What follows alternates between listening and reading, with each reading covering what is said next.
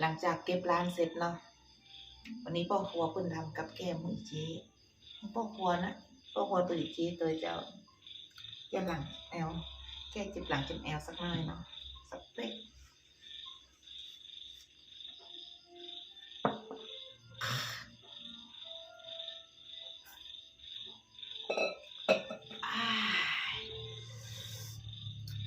กับแก้ม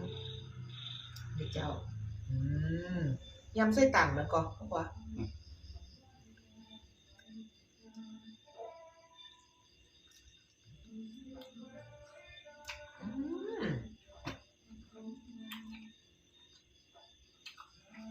กับบัดได้ยำอู้ผิวต่ำเจ้า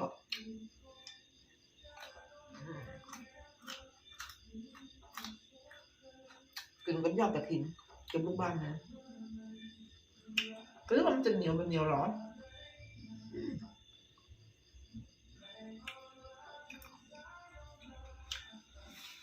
ร้อน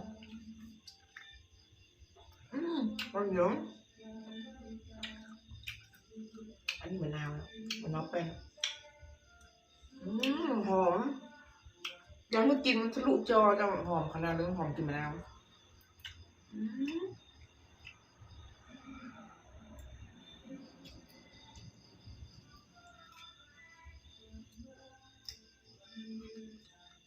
ปักแก้ม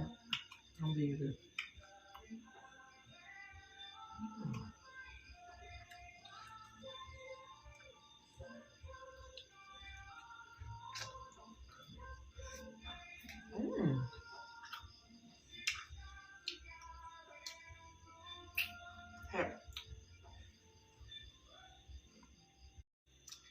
หลังจากเก็บร้านเสร็จเนาะวันนี้พ่อครัวเพิ่นทำกับแก้มมื้อเจ๊พ่อครัวนะพ่อครัวตัวเจ๊ตัวเจ้าเจ็บหลังแอวแก้เจ็บหลังเจ็บแอวสักหน่อยเนาะสักเป๊ก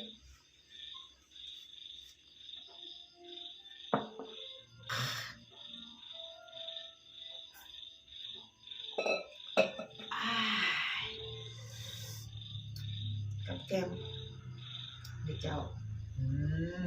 ยำไส้ตันแล้วก็พ่อครัว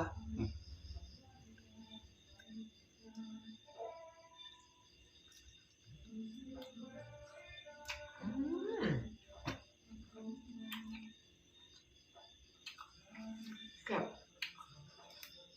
บัดได้ยำอู้ผิวต่ำเจ้า